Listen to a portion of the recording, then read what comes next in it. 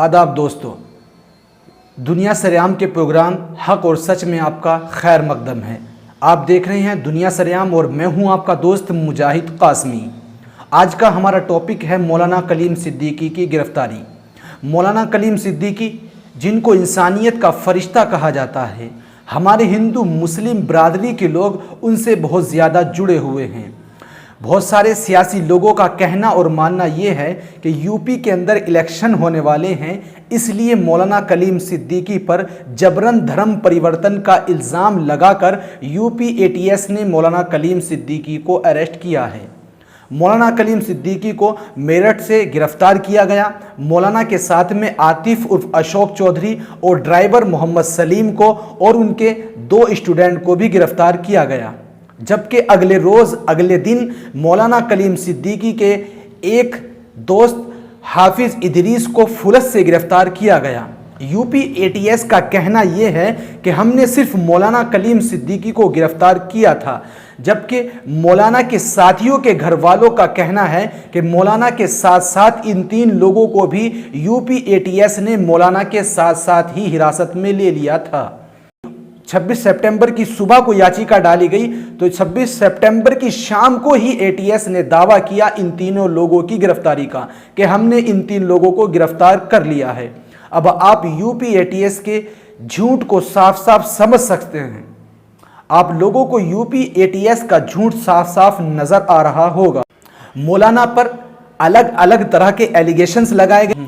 मौलाना कलीम सिद्दीकी पर अलग अलग एलिगेशंस लगाए गए। मौलाना पर जबरन धर्म परिवर्तन करने का आरोप लगाया गया और मौलाना पर दूसरे देशों से धर्म परिवर्तन के लिए फंडिंग का आरोप लगाया गया। मौलाना को इसीलिए 10 दिन के लिए जुडिशल कस्टडी में दे दिया गया है। 5 अक्टूबर को मौलाना कलीम सिद्दीकी की कोर्ट के अंदर पेशी होगी। मौलाना कलीम सिद्दीकी एक इस्लामिक स्कॉलर। मौलाना कलीम सिद्दीकी की गिरफ्तारी को अब आप लोग तफसील से समझें।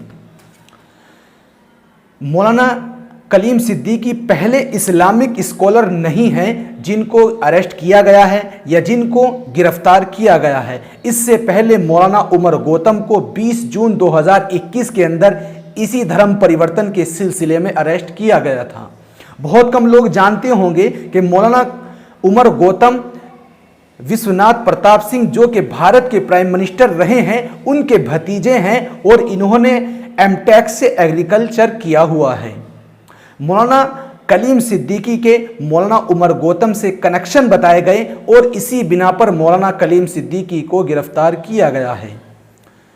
इससे पहले मरकज निजामुद्दीन पर किस तरह का प्रोपेगेंडा चलाया गया, हमारी मीडिया ने दुनिया के अंदर मरकज निजामुद्दीन और तबलीगी जमात को बदनाम करने की भरपूर कोशिशें की।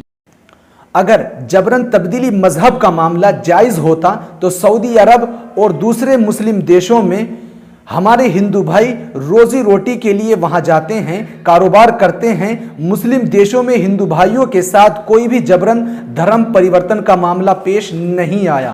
जबकि सियासी लीडरों और जमातों का कहना यह है कि बीजेपी सरकार मुसलमानों के पावर हाउस पर अटैक करके, जैसा कि इससे पहले मरकज निजामुद्दीन पर अटैक किया गया और बहुत सारे मुस्लिम स्कॉलरों को अरेस्ट किया गया और देवबंद के अंदर यूपी एटीएस सेंटर को बनाकर मुसलमानों को डराने और धमकाने और हिंदू भाइयों को खुश करने के लिए अपने वोट बैंक को जमा करने का काम बीजेपी सरकार कर रही है।